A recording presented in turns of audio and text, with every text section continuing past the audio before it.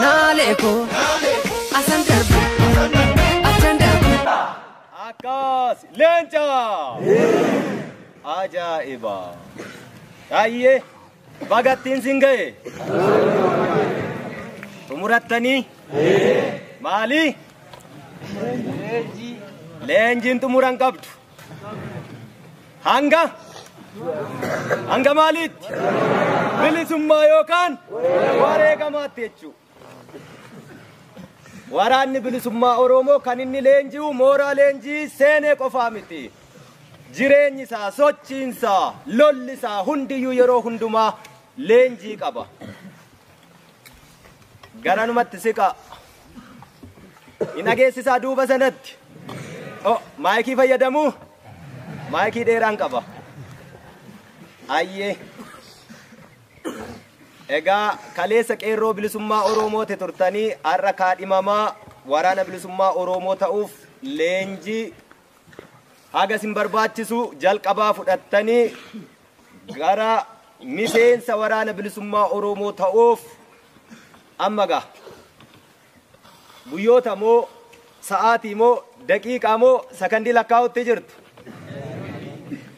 ni beektu akka akkas ta'e ofitti amantuu Ayyeega kanaan dura leenjii bal'aa kennamaa ture ni beektu akkasumas Oromiyaa keessatti qeerroo bilisummaa Oromoo gaafa taatanis waraana bilisummaa Oromoo waliin lolaa turtanii yoo hin lolle ta'es qaama lolaa sanaa taatanii haga xurii qeencaallee taatu qabsoo bilisummaa Oromootti waa gumaachitanii turtanii har'a ammoo hidhattanii hidhannoo sammuu fi mudheeteen miseensa waraana bilisummaa Oromoo ta'uuf dirree leenjii waraana bilisummaa Oromootti argamtanii eebba guyyaa har'aa eebila 4 bara 2023 geessanii asumaanis silaagaa eebilli ji'a seenaa qabsoo bilisummaa Oromoo keessatti ji'a kabajamaa yaadannu isattiin dhufa amma yeroo leenjitanii xumurattanii gara miseensa waraana bilisummaa Oromoo taatanii jaarmiyaa waraanaatti dabalamtan isin warra ba'aa nurraa buusu qaawwa jirtu duuchu rakkoo jirtu furtu warra akkasii akka taatanittiin sin abdadha Oromoonis akkasinitti kana guuttan ulaagaa kanaanis akka leenjitan waraanni bilisummaa Oromoo haala hamtuu keessatti kanaan dura leenji'ee lolee lolchiisee bakkoota hedduu bilisa baasaa ture sagantaadha qabna turre sagantaan sun bilisummaa haleellaa gaggeessinee lafa qabannee ittisnee irra turru hin turre namoota hin galleefis asumaan akka galuufiin barbaada sagantaan sun sagantaa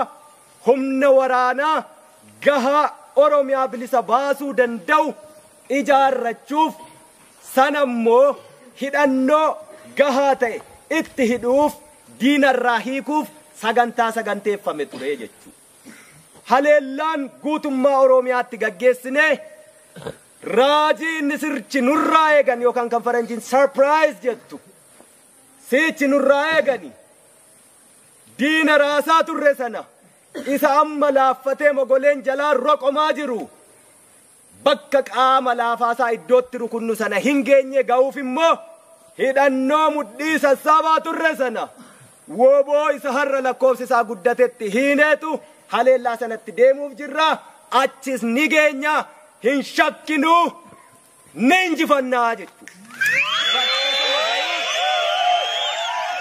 Bakka sana ga'uuf akkatti deemne qabnaa daandii irra deemne qabnaa bu'aa bayii baane qabnaa waan keessa dabarre qabna amma dhiyaanneerra shannuun jechaa turaniiyyuu 50,000 jiraarra shannuun jechaa jiraniiyyuu 100,000 ta'eerarra shannuun jechaa turaniiyyuu miiliyoona 5 ta'eerarra miliyoona 50 ta'eerarraa Oromoo hunda dhuunfateera. Waraanni bilisummaa Oromoo har'a akka kaleessaa sana miti. Guutummaa Oromiyaa keessatti qophiimatti jirra. Qophii sana itti guunna. Ati bakka sanatti dhaqxee nama guutu. Akkasittis hin beeka. Akkasittis of qopheessaa turtan. Akkasittis bobbaatu. Achi booddee inni fagootti kunno jechaa turan iddootti kunooti jedhan sana bakka qaama laafaa sanatti deemnaa jechuudha. Bakka qaama laafaa sana gaafa rukunne akka har'aa waraana bilisummaa Oromoo lakkoofsaan baay'isuu fi hidhannoo mudhii isaa itti hidhuuf diinarraa waa harcaasaa turree bahaa turre sana hin ta'uu jechuudha. Neettis nasi akkuma jettani achuma iddoo jennettis ni mirmirsinaa jechuudha. Hin shakkiin isa kana. Kanaafuu yeroo weerara gaggeessaa turre Oromiyaa keessa yeroo socho'aa turre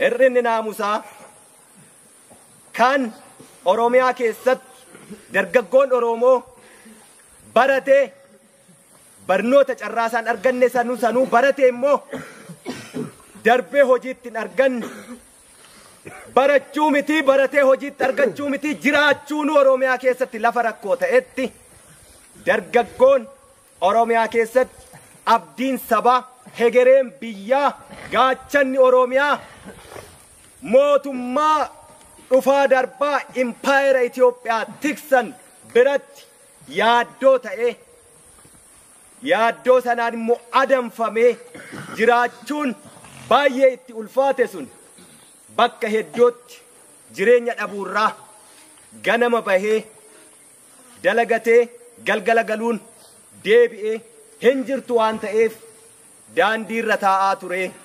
Dhagaa baxxee tokkorra ganama baatanii teessanii guyyaa guutuu rifeensa micciiraa ooltanii lafti bari'ee namaan halkanaa'e namaan bari'u. Kanaafuu mootummaa biyya abbaa qabduu mootummaa ilmaan sabaa waan hin taaneef dargaggoon hegeree biyyaa yeroo doomu yeroo jal'atu jal'ina sanatti doomina sanatti hanqina sanatti oofaa turanii sun immoo dhaloota wallaalaa duudaa gaaffii mirga isaa gaafachuu hin dandeenye mirgaaf dirqama adda baasee hin beekne dhaloota akkasii dhalchanii aangoo barcuma siyaasaa irra bara baraan jiraachuuf waan kana tolfameef dargaggoon akkasii lafti bari'ee hin halkanoofnee fi halkanaa'ee hin bariinee fi sun soosii silaa jimaa tamboo haraqee amma immoo darbeeyyuu yaaddessaa katee Oromiyaa keessatti kan takkaa seenaa Oromoo keessattuu aadaa safuu fi duudhaa Oromoo keessattuu argameen beekne hashiishii sadarkaa boroo mana duubaa ofiitti biqilfachuutti dargaggeessa ga'e. Dargaggeessi akkasii yeroo sochoone bakkoota adda addaatti tarkaanfiin fudhatamu mootummaan laafaa roqomaan milishaansaa poolisiinsaa waraannisaa qawwee bakka adda addaatti harcaasu qawween Oromiyaa keessatti yaaddoo akka taatuu fi dargaggeessa hojii dhabee dargaggeessa dhiitamee dargaggeessa barnoota dhabee dargaggeessa bayee galuu dadhabee qawween dargaggeessa akkasii harka galaa Oromoon Oromiyaan sabni saboonni cunqurfamoon hedduun ollaa fi Oromiyaa keessallee jiran rakkoo keessa seenamaa ture kun dhugaa jiruu fi mul'atu. Haala akkasii keessattis laafinoota jijjiraniin waraanni bilisummaa Oromoos bakkuma adda addaatti mooraalee leenjii adda addaa banuun mooraaleen leenjii banaman silaa yoo dandeettii namaa gabbisuu ta'e yoo hidhannoo fi sammuutiin gabbisanii baasuu ta'e gabrummaa qolichuuf yoo ta'e bareedaa ture. Kana ta'uu hanqachuu seenaa waraana lixaa dhiyoo kanaatiin kan beekamu lafatti qulqullaa'ee leenji'ee ba'u sirnaan dafqa uka keessaa cobsee beela'ee dheebotee gangalatee waraana akkasii akka kaleessaatti ka uummanni Oromoo dafqa keenya iyyuu akka shittootti jaalatu waraana bilisummaa Oromoo kaleessaa sana deebisna. Sirna dhablummaa, gadummaa, ayyaan laallattummaa, hantuuta, gumbii uru, dabeessa haadhaaf abbaa isaa irratti gootaa isa akkasii sana qulqulleessaadha deemna. Isin warra akkasiiti. Warra kaleessa biyya keessatti bakka adda addaatti Oromoon gumbii isaa onsee, kiisii isaa onsee, ilmaan isaa hagabsee osoo nu leenjisuuti deebi'ee Oromoo irratti rakkoo uume. Isa akkasii ni qulqulleessina. Rirma dhaaba keessaa, ayyaan laallattummaa, sirna dhablummaa garree bira hin dabarru. Qabsoon bilisummaa Oromoo har'a booddee kaleessaas jalqabee akka isa darbee akka barteen hin adeemu. Akka barteen deemuu hin danda'u.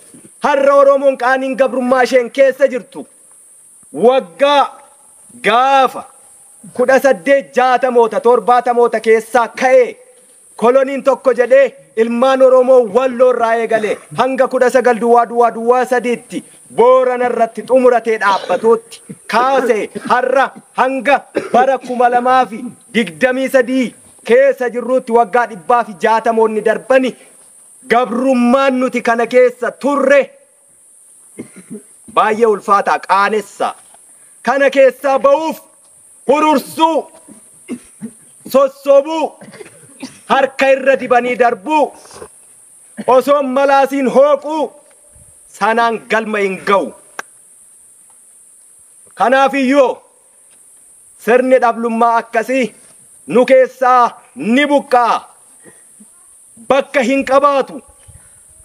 Ulee seeraatu jira. Uleen seeraa aangoo miti. Uleen seeraa guddummaa, furdummaa, gabaabummaa, dheerummaa, qallummaa miti. Uleen seeraa daa'imayyuu yoo ta'e itti kenname qajeelfama kaayyoo fi akeeka tokkittii qabnu baanee fi sana jaarmiyaa tokkittii kaleessa jaallan kan akka jaalele moo qilxuufaa har'a nuti as teenyee qawween balbala keenya jirtu Oromoon inni kaleessa gurra qabatee namatti iyyu har'a dura namaa tarkaanfatee wareegamu osoon jiraatiinu. Warri kaleessa baargama ce'anii qawwee barbaacha Oromoof, warri kaleessa qawwee barbaacha Oromoof Sumaalee dhaqani sabummaallee akka jijjiirratan taasifamani. Qawwee barbaachaaf Oromoo taanee Oromoof manaa baanee qawweef jecha Sumaalee taanee manatti hin deebinu warri jedhe. Warri kaleessa amantii kutaa gandaan lagaan gargar hin baanu jedhee shinniigaatti waliin awwaalame. Har'a silaa isaan guyyaa sana hin darbani. Wareegamni isaanii gaafasi. Osoo garuu guyyaa sana waan sana sharafanii irbuu Oromummaa sana sharafaniiru ta'ee isaan gootan turre. Arrabsamaa jiraatu turani. Baga wareegaman isaan. Nutu garuu har'a wareegama isaan kaleessatti wareegaman sana faajjii isaanii guca isaan qabsiisani. Ittiin qoosaa jirra, ittiin qoosuu hin qabnu. Sabni har'a laafaan abbaan fedhe boossisu. Sabni gandaan ijaarrachuun salphaa ta'e. Sabni amantii kutaan ijaarrachuu lagaan ijaarrachuun gartuun ijaarrachuun salphaa ta'e addunyaa kanarraa yoo jiraate saba Oromoo qofa. Sabni akka sabaatti uwwedhee waliin ka'ee hin lolle. Yoo lolammee guduunfachuu hin dandeenye. Yoo jiraate har'a Oromoo qofa nama qaanessa. Akka amma jirru kanatti akka amma hojjechaa jirrutti iyyuu galman ga'u dachaa kuma dabalu nu gaafata. Kanaaf isin yeroo asii baatanii sochootan malee ka ta'uu sin gaafata. saba keessaniif diina keessaniif immoo nama gara allaafne gara mureessa summii ta'uu sin gaafata. Yoo akkas ta'e malee diinaa gaditti hojjenne diinaa walqixa yoo hojjenne galma hin geenyu. Diina injifachuu ka dandeenyu yoo isaa ol taane qofa. Dadhabbiin irra dadhabamu, beelli irra beelahamu, dheebuun irra aduun irra dhokkeen irra keessa gangalattani. Inni kun boru dirree lolaa irratti dhiiga dhangala'u hanqisa. Hin dadhabinaa. Boru sinii gala. Har'a adeemnee bakka geenye qabna. Bakka geenyerraa hanga nu hafuu jira. Hanga nu hafu kana immoo isa raasne sana hundeen buqqaasuu qabna. Hundeen buqqaasuuf yeroo jennu immoo barii jala dukkanni akka malee hammaata. Yeroo barii jala dukkanni akka malee hammaatu akka ammas hin jirtan kana saba keessan duratti akka kaleessa gochaa turre sanatti ta'uu dhiisee didee bakka kaleessa irraa kaanetti deebinee gammoojjii Oromiyaa keessatti deebinee qabsoo leenjii akka kaleessaa waraanni bilisummaa Oromoo iddooma kaleessaa jira. Bakkuma ga'eera. Leenjiin garuu akka kanaa ta'uuti qaba. Jabaaf laafaa isa dhugaaf haqaaf dhaabbate isa immoo haala yeroo ilaalee nutti dabalame kan adda baafannu bakka akkasii kanatti. Oromoo yeroo hundumaa waan laaftuu barbaada. Namni tola bilisummaa argate hin jiru addunyaa kanarratti. Bu'aa bayii kana jabina kana gaara dhiibuu kana yoo dandeenye qofaadha.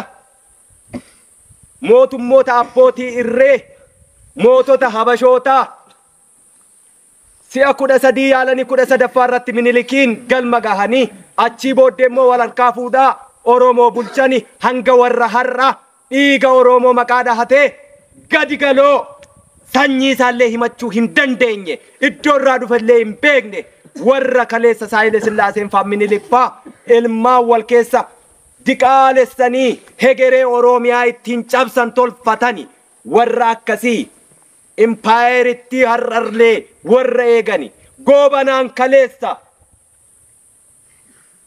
Minilik waliin duulli inni Oromoo irratti gaggeesse Minilik lubbuun jira nama jiru waliin har'a garuu mootummaan maqaa Oromoo dhahatee masaraa mootummaa keessa jiru nama lubbuu qabu waliin miti ekeraa waliin Oromoo bulchuu barbaadaa jechuudha. Oromoo kun ni ta'a hin ta'u ta'uufis hin jiru. Itti dhumanna hin baqannu harkaan laannu hin jilbeeffannu ni mo'anna mooti. Xumurri isaa injifannootiin goolabama. Haala akkasii dukkana barii jalaa kana dameen mukaa tokko yoo fottoqe baalli yoo irraa harca'e hanga mukti sun hiddisaa hin buqqa'initti lafa keessa fageeffatee albuuda lafa keessaa biyyee keessaa fi bishaan argatutti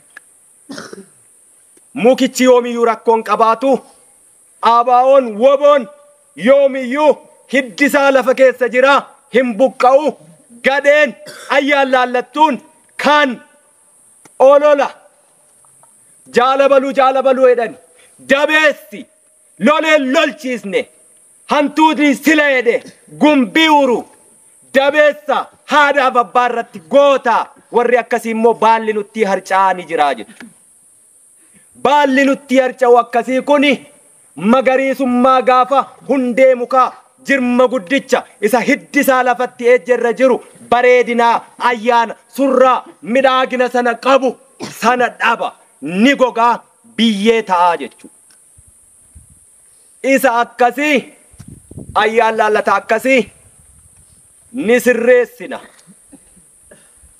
Akka kaleessa walii hooqanii walii hooqsanii walii mooqanii darbuun hin jiru. Oromoon kan baate waraanni bilisummaa Oromoo gaachanni irreen saba kanaa gandaaf hin baane lagaaf hin baane amantii kutaaf hin baane Oromoof Oromiyaaf baane haga ejjanni miila keenya deemee Oromiyaa irra socho'uu danda'u yoo dadhabina mataa keenyaa fi talesummaa keenyaan hanqanne malee wanti nu daangessu humni diinaa tokkoyyuu hin jiru. Samiin golboobee nurra jiru kun dacheen isamtee irra deemnu kun yoomiyyuu nuuf lafti itti daangeffamnu hin jiru.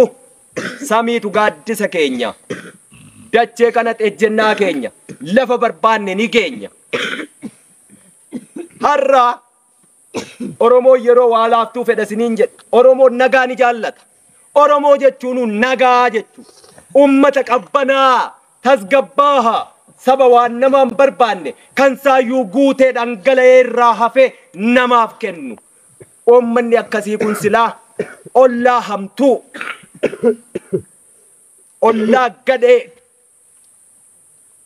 sabni guddichi kun sabni waa'ee isaa jaarraa 16ffaa haasofnu har'a nuti waa'ee jaarraa 16ffaa haasofnu nurra hin jiru. Nuti hafuura jaarraa 16ffaa sanaa ta'uyyuu hin dandeenyu. Ummatichi boonaan suni kan kaleessa saba hammasaa hin geenyeen gabroomeedhan. Qaaniin gabrummaa nuti keessa jirru baay'ee ulfaata. Sabni akkasii kuni har'a ummati kaleessa fardaaf gaachanaan lole eeboon lole har'a jaarraa 21ffaa keessa bara addunyaan dachee irra jiraachuunuu jibbamee dhalli namaa gara samiitti ol hawwaattasii ol ji'a maarsifaa irra jiraachuuf yeroo jirutti nuti namummaa gaafachaa jirra. Garuu gangalannee itti duunee itti dhiignee galmaan ga'uuf gabrummaa caalaa rakkoo gabrummaan qabdutu nu dadhabsiisa. Isa kana gabrummaa didee manaa bahee roorroo jibbee manaa bahee itti haddooftee edda akka leencaa baroodee dirree qabsoo waraana bilisummaa Oromootti dabalamee gabrummaa caalaa immoo beelaan dheebuun itti haddooftee kan deebi'ee harka raasee galu qawwee dhiigaaf lafeen hiikanii itti hidhanillee lafa nagaa irratti diinatti kennu har'as inuma jira. Inni akkasii immoo deeggaraa hedduu qaba. Namni bu'aa bayii deemu namni gudeesha jirma guddaa baatu deeggaraan qabu. Nama akkasii jirma guddaa baatee gatantarutti gadee quba qabutu caala. Gadeen garuu ollaa ummataa keessa taa'ee haadha hiyyeessaaf dhiiga boossisu deeggaraa baay'ee qaba. Sababiinsa laaftuu waan laaftuu dalaguun hin ulfaatu waan ta'eef. Ummanni Oromoo qaanii akkasii keessa jira har'a. Madaa kana waraana wal'aanu isa akka kaleessaa fooliin dafqasaatiiyyuu urgaa'u mana namaatti gorree nyaannu koddaan qabnu eeleen qabnu galaa dugdarraan qabnu garuu hagabuun dhoollu. Yoo hidhannee daandiirra yaanu ni miidhagna. Yoo hidhannee daandii Oromoon irra jiru irra dabarru shamarran Oromootu jaarsa jaartiitu daa'ima kichuutu nu waliin fiiga abaa'oo jechaa ni miidhagna ni hawwatamna. Surraa sana kan nurraa balleessuu jiru gadee mandara keessaa nutti dabalame sana suni hiddaan ni buqqaanu keessaa bakka hin qabu nu keessatti. Kanaafuu qaawwa sana kan duuchinu akka kanaan sirna gooneetu waan Oromoo gitu waan Oromoof malu imimmaan saba kanaa kan qoorsu waraana akkasii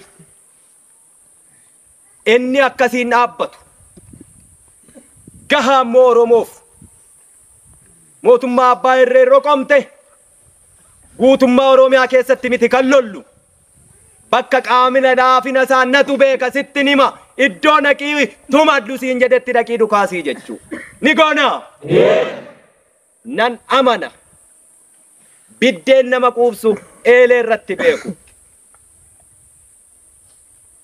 Yeroo bira geenyu soonsa iddoo idditu beekta. Leenca bakka cabsitu beekta. Kodhollee diidaa miti. Mootummoonni abbaa irree Habashaa Oromoo akkitti isaan beekani. Oromooni saree dullatti callistee duttu bakka ciistee yunkaane baaduu qadaadarraa buqqisanii yoo biraa deeman illee ol jettee suunfachuu hin dandeenye akkasitti nu beekaa jechuudha. Dhugaa ni ajajna mootummaa teenyeetuma. Hiiki gaddiisi amman si cabsa amman si ajjeesa arraba keenya keessatti dhumata yoo ta'uu baatte immoo yoo garmalee aarre ni boonya. Ammanuma kun hin taatu Oromiyaa keessatti kana booddee taas hin jirtu. Teenyee miti kan ajaju akka leencaa sanatti qarxamxamxam gooneetu cabsinaa jechuudha. Akka soonsaa sanatti xumurratti itti hiddina summii sana diinaaf summii saba kee malee kan siin jedhu isa kanaa jira. Sabni Oromoo guddichi kun har'a bosonni isaa, lageensaa, gaarreensaa, dacheensaa kumaatama, kuma kurnaan, kuma dhibbootaan itti leenjisuutu danda'ama. Laafina akka sabaatti qabnurraatii ka'ee biyya xiqqishuu tokko isa harraayyuu miti. Isaan ga 2018tti turame miyyuu miti. Isa durayyuu gara Eertiraa faa dhaqee leenji'aa ture Oromoon. Silaa Oromootu saba guddaa ture. Saboota xixiqqoo akkasii qabsoo tolchaafii ture. Hidhachiisee bobbaasa ture. Saba xiqqootu gurmuu jabaa waan qabduuf, walageettii waan qabduuf, elaaf elaamee waan bultuuf sanuu saba sagal, Oromoon saba tokko.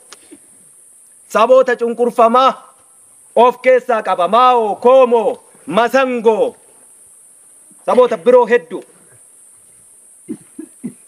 Kan kanarraa hafe saba tokkicha lakkoofsi isaa guddaa, dacheen isaa bal'oo, dinagdeen isaa taadhii badhaatu, nama qaanessaa jechuu. Waggaa 20 sanaa ol immoo qabsoon Oromoo achitti hidhameeyyuu ture. Dhaloota harka duwwaa sanatu hidhaa baase. Har'a sanatu qawwee hidhachuuf dirree jira. Settiin qawwee hidhaa jechuudha. Qawween hidhattu kabajaa qabdi. Oromootti miti. Saba kee haadha kee abbaa keetti miti. Bineensa ajjeefattee hin nyaannettiyyuu qawwee hin qabamtu. Seerri woboo, naamusni woboo akkasi. Woboonis akkasittiin beekama. Inni kaleessaa woboon akkasii sun. Inni fooliin dafqasaatu urgaa'u siin jedhe. Ka Oromoon gabaa keessaa faana fiigu. Otoo mana namaatti hin goriin. Inni muuziin, burtukaan, maangoon, avokaadoon, shankoorri osoo karaa deemtu daandii irratti sii kennanii quuftee deemtu suni. Woboon sun inni deebi'uu barbaadu isa akkasiiti. Isa kana inni hiddisaa lafa keessa jiru. Gadeen sun immoo sitti meera baala sana ni harca'a, biyyee ta'a. Qaawwa sanatti immoo sintu guuta. Achii booddee bakka qaamni laafe suni isa raasaa turre hundeen buqqifnaa jedhu. Ummanni Oromoo mi'aa waraana bilisummaa Oromoo, waraanni bilisummaa Oromoo soogidda lafa keessaa ta'uu ishee bareeramu. Roorroo lagaarraatti dhufaa jirtu.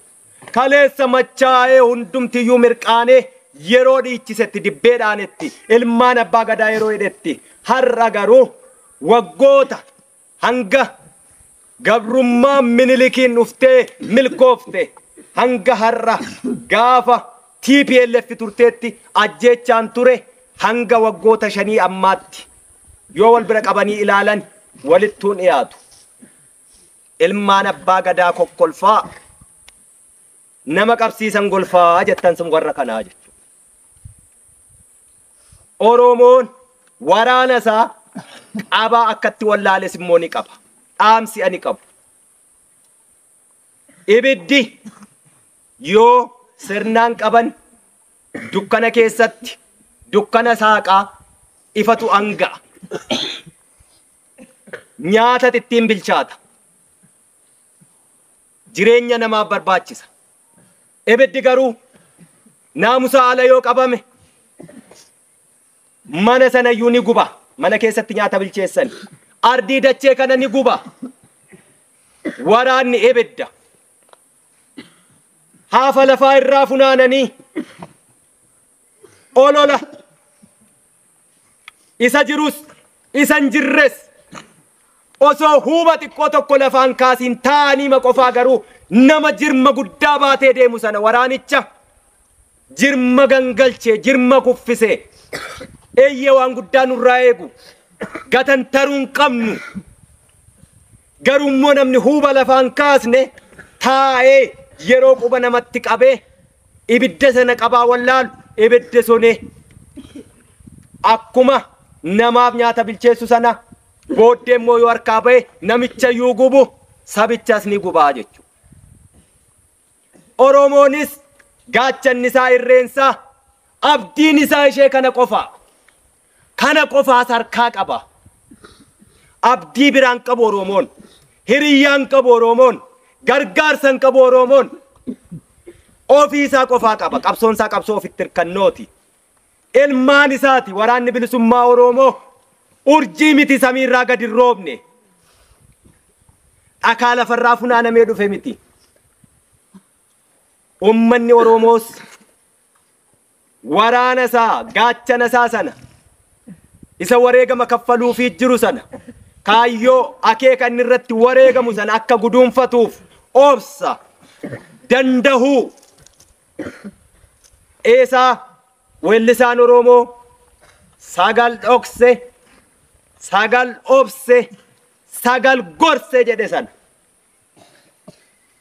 warqii morma isaarraa sana cirracha gatii hin qabne akkan taasisnetti ummanni Oromoos waraana bilisummaa Oromoo haafa huuba yoo waraqaa adii guddaa asitti maxxansani waraqaa adii guddaa sanarra immoo dhoqqeen xiqqoon tokko halaala irraallee mul'anne jiraatte Oromoo maal argita yoodhani waraqaa guddaa bal'aa abdii hegeree irratti barreessani jechuurra barbaadee dhoqqee xiqqoo tokko keessaa baasu osoo hin taane waraqicha adii jira. Dhoqqitti immoo dhoksaan irraa haxaa'u qulqulleessu. Ilmaan isaati roorroon manaa baase gabrummaan manaa baase sana yoo danda'ee qabate hegeree bareedaa qabna. Waraanni bilisummaa Oromoos cinaa'ee hinjiraanee beela'ee dheebote har'a sadarkaa sanarrayyuu hin jiru. Galanni kan uummata Oromoo bal'aa dachee Oromiyaa irra jiru haa ta'u.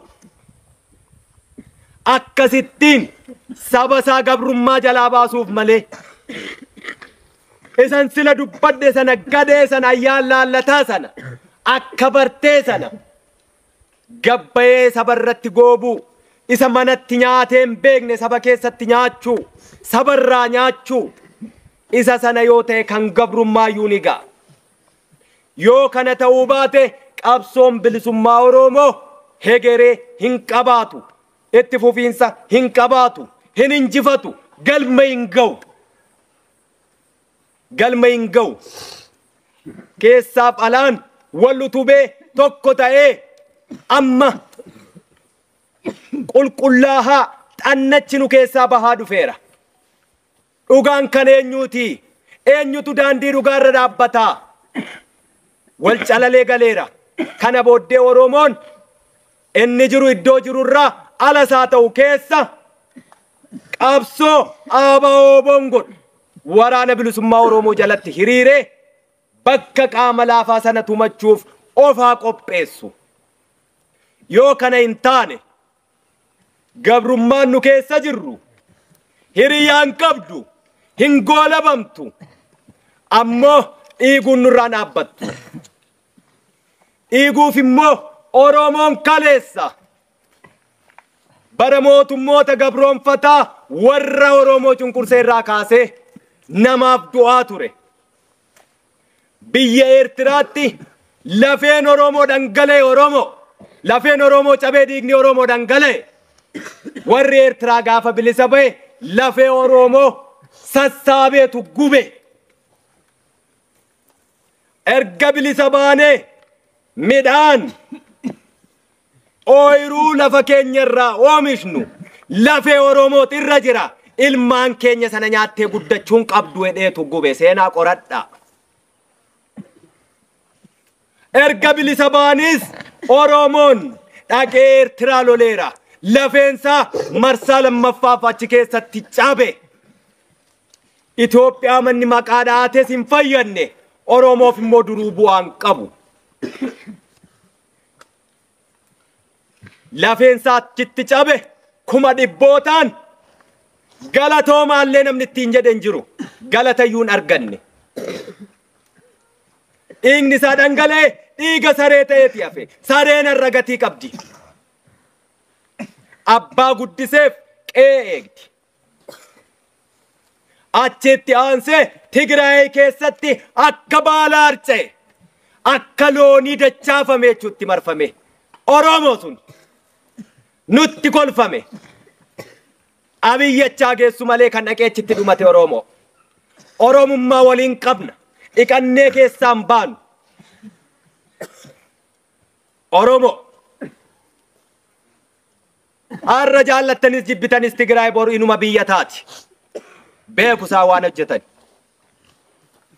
Inuma biyya taati.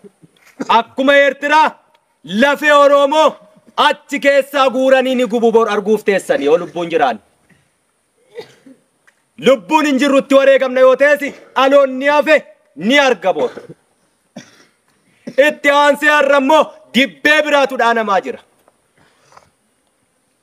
Akkasuma akkasitti dhiigni Oromoo dhangala'ee galaana ta'ee silaa sabni Oromoo daakee lafeensaa riqicha ta'ee silaa sabni Oromoo irra ce'ee gara rarraga bilisummaa Oromootti taakkuu tokkollee tarkaanfachuufi Oromoof hin duune. Har'a dibbee biraa dhaanama. Warri kaleessa waliin ta'ee duula dhaqe walitti duuluuf jira. Oromootu achitti duuluuf jira borus. Galatan qabu achiis inuma fixata. Hinuma dhumatas. Ilmaan Oromoo waraana mootummaa keessa jirtan. Keessumaa marsaan kun kan ittiin beekamu baay'inaan waraana mootummaa keessaa qomni kiyya arraba qawwee saba kiyyatti garagalcheen nu kaasu gara diina kiyyaattan garagalcha jedhee warra dhufe baay'ata. Esen xurii qabsoo kaleessaa dhiqadhaa. Woboon bishaan sana sinii buuseera. Warri haftan woboo beektu. Ilmaan Oromoo, ilmaan saba biraa cunqurfamoo gara waraana bilisummaa Oromootti koottaa. Waraana mootummaa keessatti har'a nyaattanii dhuguunuu isinitti ulfaateera. Tokko tokkoon badaa qabamtanii lafa haatiif abbaan keessan sinin argine lafa immoo nama akka jaalaatti hin qabdani kaayyoon qabdani jireenyaaf dhaqxani maallaqaaf dhaqxani jaala akkasiitu achitti kufeedhee nama seenaa isinii himu hin qabdani akkasittiin du'a hin taaneen du'ina seenaa garagalchaa laala wal jalaan dhumataa Oromoof isin taane warruma duutaniifuu galatan qabdani sirbanii sin sirbisiisanii si onnachiisaniitu abiddatti si oofani keessaa deebi'a. Waraanni bilisummaa Oromoo obboleeyyan keessani hin sodaatinaa itti koottaa. Qawwee keessan hidhannoo keessan saba keessaniif Oromiyaaf sabaaf sablammiin har'a Itoophiyaa keessa jiru hundi wal ta'ee wal dhaga'ee qawwee kaasee dilbata dheengaddaa warri Amaaraa biyya isaanii keessatti hiriira ba'an humni addaa isaanii rasaasa miti ulee tokkoon nama tokkotti hin buune. Oromiyaa keessatti Oromooni har'a du'a gadhee du'aa jira. otoo hiriira bayaa dachee abbaa gadaa sirna gadaa isa kaleessaa san ka addunyaanuu nurraa dhaalte dimokiraasii walqixxummaa bilisummaa dagaagina tokkummaa oromiyaa akkasiiti barbaanna sanaaf kan qabsoo gaggeessuu jiru sanaaf kan lafee cabnus dhiigni keenya dhangala'us lubbuun keenya ba'us cidha keenya akka ta'etti kan gammadaa wareegamnu as deebi'a du'a taane hin du'ina ummanni oromoo har'a afaan faajjii deemaa jiru araara oromoo yoomuu nagaa yoo eebbisus yoo ka'us yoo galus yoo ba'us yeroo hundumaa oromoo nagaa dubbata hayyuunsaa nagaa dubbata jaarsisaa nagaa dubbata har'a nagaan yoo qabsoo bilisummaa oromoo dhiiga kaleessatti dhangalaafnee fi lafee kaleessatti cabsinee fi lubbuu kaleessa itti dhabne hin sharafu ta'e gaaffii oromoon gaafate guutummaa guutuutti ni deebise yoo ta'e araara dhiiga namaa dhangalaasuun qabu oromooni waraanni bilisummaa oromoosi ilma oromoo intala oromooti gadameessa oromoo irraati gudeeda oromoo irraati dhufe ilmaan oromooti nagaa ni jaallanna nagaaf yoomuu balballi keenya cufaa ta'ee hin beeku harka micciiramuu garuu yoomuu hin fudhannees hin beeknu kaleessas nagaatun turre araaratun turre nagichi eertiraatti nagaan turre kanaafuu irraa hafne gaabbiin qabnu daandii oromoof soqamuu malu soqneerra xurree ilmi oromoo intalli oromoo sabni oromoo irra dhangala'uu danda'uuf hegere oromoo ijaaruu danda'u tolchineerra otuma 5 jedhamnu 50 jedhamnu kumaatamaan oromiyaa guutuu keessatti dhangalaaneerra otuma qawwee cabduu jedhanii hanga nu ga'u sana hidhanneerra deennes firris ni beeka waan oromiyaa keessaa gumgumu sana haala akkamii keessatti iyyuummoo leenjiin keenyas hin dhaabbatu ijoollee qaqqaalii gammoojjiin oromiyaa waan tufuu qabdu tufaa jirti waan biqilchuu qabdu biqilchaa jirti boris ni biqilchiti hin dhaabbatu kanaafuu nagaanarra ololamaa jiru kaleessa sagantaa siyaasaa iyyuu hin qabanii shiftaa har'a sun abiyyi biran jedhu maal jennaan sagantaa siyaasaa keenyaa beeka hin dubbatu sagantaa siyaasaa keenyaa beeka woboon isa irbuu sharafe miti woboon isa har'a eebila ji'a gaafa shinniigaatti jaallan hoggantoonni abaa'oo yeroo sana qondaalonni waraanaa wareegamanii sanan sharafne alaabaansaa sanuma heerrisaa seerrisaa sagantaan siyaasaasaa naamusnisaa kaayyoonsaa isuma sana akeeknisaas isuma sana kan irraa harca'e kaleessas jira har'allee jira sun ammoo hiddi sun hangam buqqaanetti baalli nurraa harca'e ofumaati simboo dhaba ayyaana dhaba surraa sana dhaba magariisummaa sana dhaba inni iyyuu faayidaa qaba inni har'a nu keessaa hantuuta gumbii uru ta'ee maqaamaa farra sooshaal miidiyaa jettantu jira baay'ee rifeensi jira hidhannoon jira uffanni jira qawween jira suuraa of maxxanse irratti ol baase jaala baluukoo itti afarsituu jira itti afarsaniitu yeroo bakka silaa dhiirummaan jirtu sana ga'anii hanqatummoo akkuma malee yoo ol nama baasani yeroo nama jalaa goran immoo kufaatii isaatu gadhee gar malee ol nama dhiibanii achirraa kaatan jennaan kufaatii isaa gar malee gadhee ta'a. Warra akkasii jira. Warra akkasii har'a tokkummaa qabsaa'otaa jaalala jaallummaa waraana bilisummaa Oromoo hin sharafu.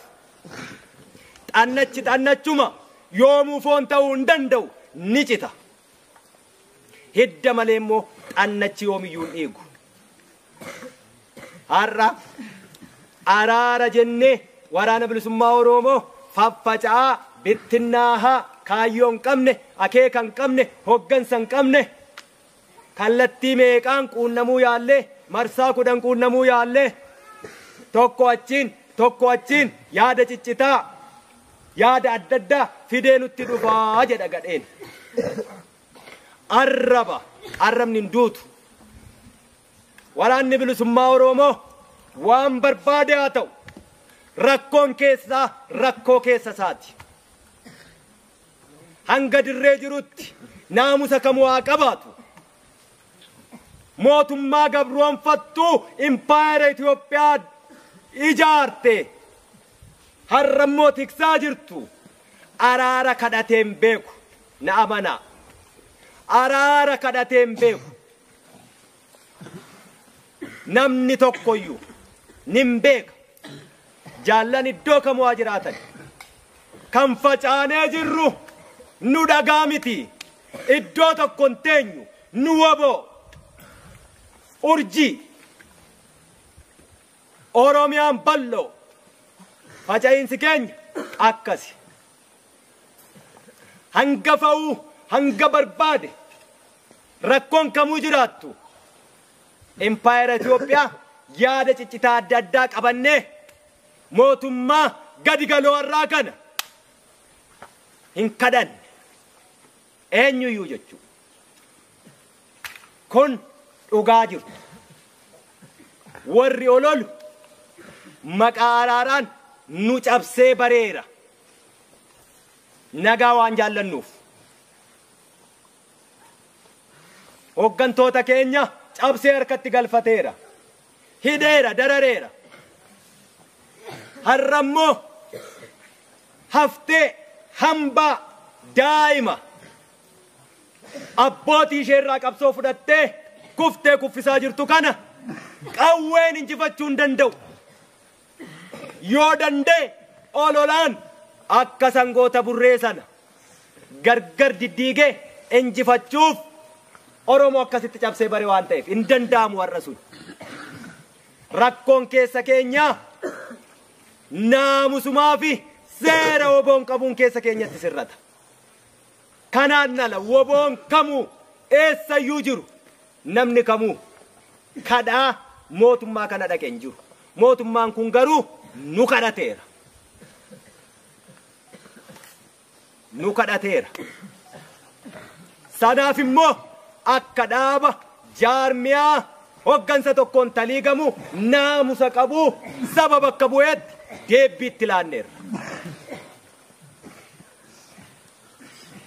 Deebbiin itti laanne nagaan yoo wanti Oromoon barbaaddu akka barbaaddutti barcuma nagaarra taa'anii waliin dubbatanii ni furama ta'e sana furuuf nu qophii. Balballi keenya yoomu bana sanatti deebbii laanneerra. Mootummichi nu kadhate rakkoon Oromoo keessaa akka rakkoo gama Tigraay hin laaffattuufi. Kanaaf bakka nuti argamne warri qaama sadaffaa jechaa turre argametti hin argamne. Kanaafuu nagaanis ni injifanna, lolaanis ni injifanna. Bakka sanatti hin argamne. Borus yoo jiraate hin sodaannu nuti. Haqa san harkaa qabna. Isaaniif aangoo barcuma siyaasaa dachee Oromiyaa Oromoof dabarsanii kennuun hadhooftu kokkee kana gadi hin buutuufi. Rakkoon gama Tigraay achi bahaa. rakkoo security'ti. Rakkoon Oromiyaa keessa jirtu handhuura biyyittii impaayeritti marrummaantu diigamuuf ta'a. Nagaan furamuunsaa ni ulfaata bakka haqnii fi dhugaan jirutti. Sossobbaa dabsaa fi jallinaan immoo gali tiksee loonii miti waraanni bilisummaa Oromoo. Ba'uuf heeyyama nama hin gaafatu. Galuufis heeyyama nama gaafatu hin qabu. Irree isaatu isa baasee irree isaatu isa gashe.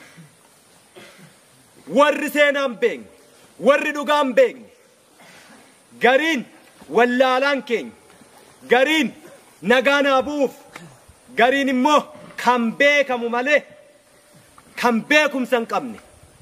Warri akkasii immoo kallattiitiin nagaa buusuuf tattaaffii taasisa. Nagaa buusuuf tattaaffii taasisuu isaaniif galata qabu. Nagaan garuu akkatti bu'u hin beekanii sana woboofaa dhiisan. Kanaafuu nagaatiin Oromoon rakkoo ishee furachuun ni fakkaata yoo ta'e sodaan qabnu hin fakkaatu immoo lolarraa duuban jennu ni xumurra ni injifanna ni guduunfinaa jedhu. Kun haqa. Hanga jennu keenya irraa seessuun hin jiru. Kodhollee miti siin jedheera. Leencuma ololli usussiin gumgummiin hamiin homaa deemsa keenya taakkuu tokko duuban deebisu. Ololli hin jiru taanaan hojii hojjechaa hin jirruu jechuu. Nama qimmiidhaan jirruu jechuu sirriitti ololli hin jiru taanaan. Dhiigan ba'u taanaan hojiitu hin jiruu jechuu. Irribaa kaanee yoo of gaafachuu qabna. Hirarraas haa ta'u diinarraa. Ololli hin jiru taanaan hojiitu hin jiruu jechuu. Kanaaf ololli kamuu haala kamiinuu facaatii kamiyyuu hin fidu waraana bilisummaa Oromoo keessatti. Beeka waraanni bilisummaa Oromoo hanguma umurii isaa xiqqoo kanatti daa'imni irraa abbootii isaa irraa qawwees qabsoos hidhannoos siyaasichas hundumaa dhaale kun yerooma waggoota xiqqoo tokko dura waan isa mudatte beeka. Dhaloonni suni hedduun isaa dacha'ee as keessa jira. Hedduun isaa gaabbee bakka dhaqu dhabee rakkoo hamtuu keessa jira. Laman suufamuu dhaloonni kun harka kennachuunuu gamtaa feeti. Dachaanii galuunuu dubbachuu feeti. Ol deebi'aan sunuu tokkummaa feeti. Harka kennatteeyyuu waan harka kennatteefi kabachiisachuufu wal ta'uu gaafata. Kanaaf waraanni bilisummaa Oromoo hangamuu eessattuyyuu bakka kamuu haa jiraatu, akka kamiinuu haa jiraatu, naamusa kamiyyuu haa qabaatu. Oromoo wanni inni hanga ammaa waraana bilisummaa Oromoo haati Oromoo gadameessatti deebistee baattattee deemaa jirtuu fi mi'aasaa beekti.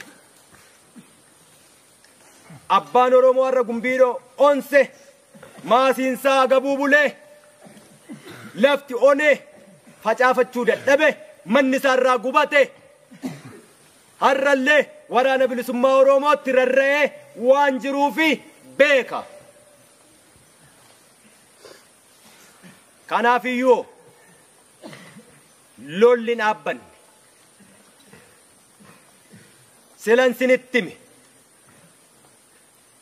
tuttumataa turre sochoosaa turre amma isin qawween ani eeboo kootiin waraanuuf deemnaa jechuudha. Hubattanii waraanuuf deemna. Kanaaf waan laaftuu hin eegin. Diinarraa immoo titiisarraa immoo damman eegin. Kanaaf itti cabsinaa jechuudha. Itti cabsinaa. Akkasiin galma ga'a.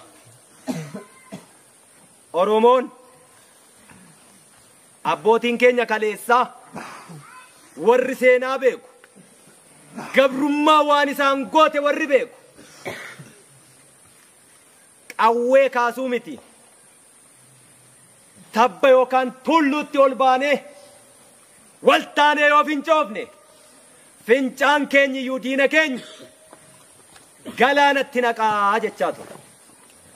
Har'as boo'ichi akka ga'u dhangala'uun dhiigaa akka ga'u cabuun lafee akka ga'u ba'uun lubbuu akka ga'u salphinni akka ga'u hidhamuun dararamuun sinsilaa waan irraa haasaan iyyuu miti amma inni waan irraa haasofnu miti qaanii akkasii kana keessaa ba'uuf goblaa waraana bilisummaa Oromoo jalatti waamicha waraana bilisummaa Oromoo jalatti akkuma kaleessaa inni harka duwwaa fincile dhagaa darbate dhagaan burtukaana buusuu jedhanii inni itti qoosanii mootummaa addunyaa nu hiriyyaa tolfattee dinagdee itti dhangalaastee gargaarsa itti dhangalaastee meeshaa barri qabu hidhachiisteeyyuu akka dhagaatti walirraa gadi konkolaachise har'ammoo sun dirree jira dhaloonni qeettafe Oromoon waan qabduun of qopheessi waggaa 160 dararamne guyyaa miti sa'aatii 160 nutti hin fudhatu yoo akka kaleessa TPLFin goonetti deebina ta'e sanaaf qophaa'ee jira. Qophiin sun waraanni bilisummaa Oromoo shamarran Oromoo ishee kaleessa illolte mollolte maaliin kilaashii boojite akkas jirti har'as dargaggoon Oromoo inni diina keessa jirus namni namummaansaa bakka dhaabbatuun miti kan inni ibsamu iddoo hojjetuun miti kan inni ibsamu waan inni hojjetuun diina keessa taa'ee miciraan Oromoo garaa Oromoo kan qabu jira asuma nu keessa taa'ee gadeenis jira warri akka Mustafaa Huseen har'as jira of qopheessa dukkanni barii jalaa kuni waa hima iyya lukkuuf korrisa weennii qofaa waca simbiraa qofaa eegaa jira jechuudha. Inni kun immoo Oromiyaa keessatti ta'uuf mallattoon isaa ni mul'ata guyyaa isaa qofaa eegaa. Harreen alaakte dhagaan daraare.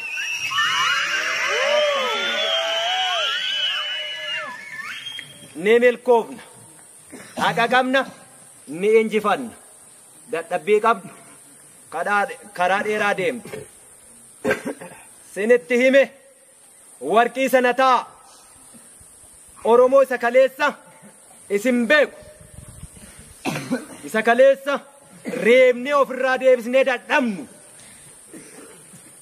isa akkasiitu sin eegaa jira akkasittis sin eegaa jira. Urii gadheen nutti dibe nurraa haqa sansakkaa fi naamusa woboon cuuphamaa turtanii kudhaan madhaa ittiin baha Oromiyaa keessatti ifa urjiitaa angaa mul'adha.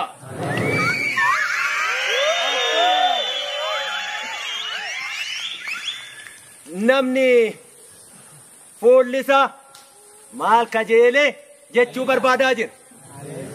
Ahaa jaaldaandiin nu eeyyama taanaan ani waa kajeelee